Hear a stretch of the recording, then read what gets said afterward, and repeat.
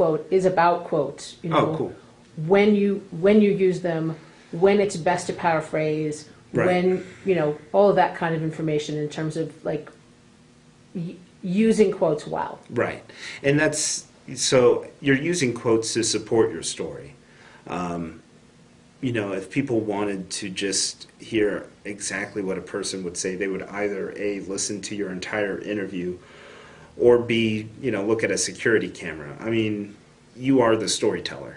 And so paraphrasing becomes important because I wish I could paraphrase a lot of what I'm saying. Instead of taking a few paragraphs or sentences, it might just take like a sentence or two to say. So it helps with concision, making things more concise. Yep, absolutely. One of the things that is very common advice for new reporters and new writers is to know what to quote and what not to quote. You don't need to put in quotation marks that the coach said the game's going to start at 7 o'clock on Friday. You can put that kind of factual information just into the story or in a little box on the side. What do you want to quote? Let's stick with our, I don't know, high school basketball team. They're going to the championships. Let's say, yeah, you're reporting on a high school basketball game. Where would you want to quote? You'd want to quote where there's opinion, when there's insight, when it lends to someone's personality, when it just sounds good, even, you know.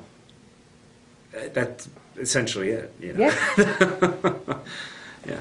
Any other tips? Anything you want to add to the art of interviewing, if you will? The interview thing.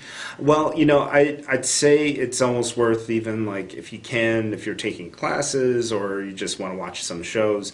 I find often like psychology fits into a lot of it. You know, letting them arrive at the points you kind of want to get to, instead of trying to get it out of them, if that makes sense.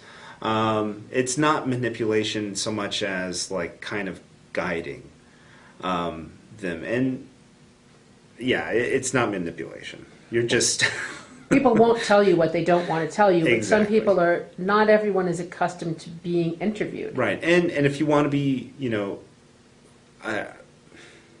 whenever I hear someone, I've learned my lessons. Like when I first started off, there was a quote from this one person that I wish I didn't include, that I included merely for the sake of like just, I don't know, I knew it would raise eyebrows and all that kind of stuff.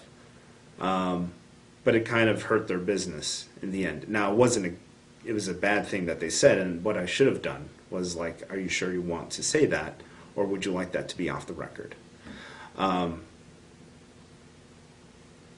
God, what's that one like kind of additive, or not additive, but like saying in journalism? It's like protect the ones you're serving, or something like that. Or what is it? Right.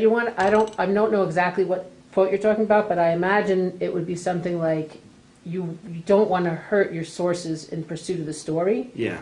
Unless, of course, you're doing investigative journalism and Right. your source is the bad guy. Right.